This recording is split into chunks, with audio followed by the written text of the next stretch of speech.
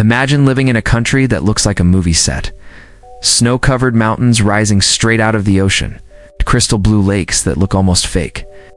Green valleys so perfect they feel designed, not natural. This is New Zealand. For decades, it's been marketed as one of the best places on earth to live.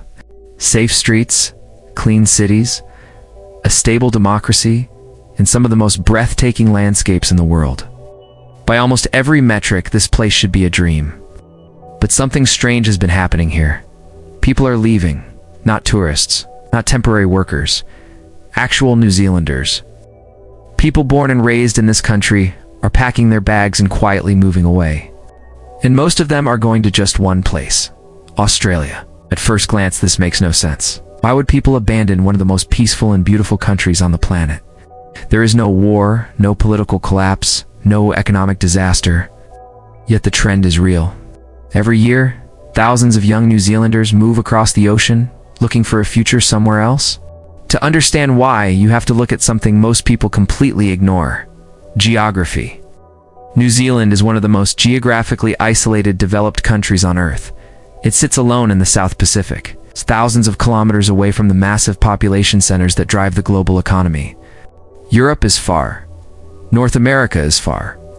Even Asia, the closest major region, is still a long distance away. That isolation is exactly what makes New Zealand feel peaceful and protected.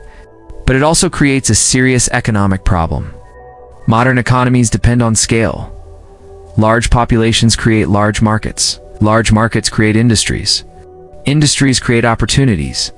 But New Zealand has a population of just about 5 million people. That's roughly the same population as a single large city in many countries. This means the entire country operates on the scale of a mid-sized urban region. Fewer companies, fewer industries, fewer high-level jobs, and fewer career ladders to climb. But the problem goes even deeper. Because New Zealand's economy is built on two main pillars: agriculture and real estate. Agriculture is extremely productive here. The country exports dairy, meat, and fruit to markets all over the world. Its farms are among the most efficient on Earth. But there's a catch. Modern agriculture doesn't employ millions of people. It's highly automated, highly mechanized, and incredibly efficient. That means it produces wealth without producing a lot of jobs. So if agriculture can't absorb the workforce, where does everyone else go? Into the housing economy. In New Zealand, housing is not just shelter. It has slowly become one of the main economic engines.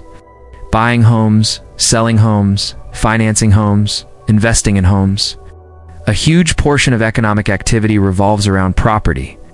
And whenever an economy becomes heavily dependent on real estate, something dangerous happens. Homes stop behaving like homes. They start behaving like financial assets. Prices begin to rise faster than wages. Speculation increases.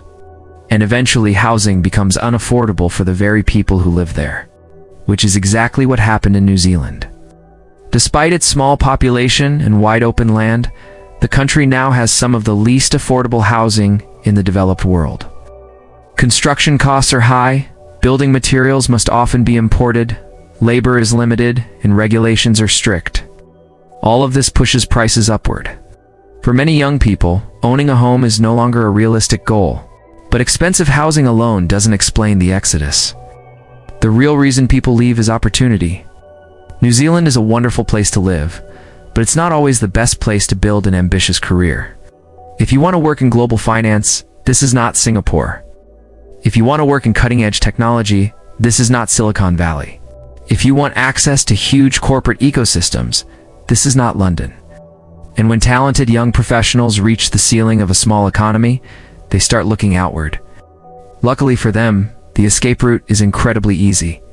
Just across the Tasman Sea lies Australia, a country with a much larger population, a much larger economy, and significantly higher salaries in many industries. The cultural transition is almost effortless. Same language, similar culture, similar lifestyle. Many New Zealanders can move there, work there, and settle there with relatively few barriers. So the decision becomes simple. Stay in a smaller economy with limited career growth, or move 3 hours away and access a much bigger system.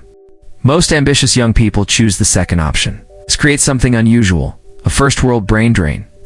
Normally, brain drain happens when people leave poor countries for rich ones. But here, talented people are leaving one rich country for another, slightly bigger and more dynamic one. And that creates a slow but powerful chain reaction. Young professionals leave. The workforce shrinks. The country attracts immigrants to fill the gaps. Some of those immigrants eventually move to Australia too. Meanwhile, wealthier outsiders begin buying property in scenic regions like Queenstown and Auckland, turning them into luxury lifestyle destinations. Over time, the economy shifts. Less about building industries, more about selling lifestyle. And that leads to an uncomfortable possibility. New Zealand may slowly transform into something very different from what it once imagined itself to be. Not an industrial powerhouse, not a global innovation hub, but something else. A breathtaking place to retire. A peaceful destination for wealthy outsiders. A country that looks like paradise, but struggles to keep its most ambitious generation at home. Because a nation can survive losing people, but it cannot easily replace the energy of its young builders.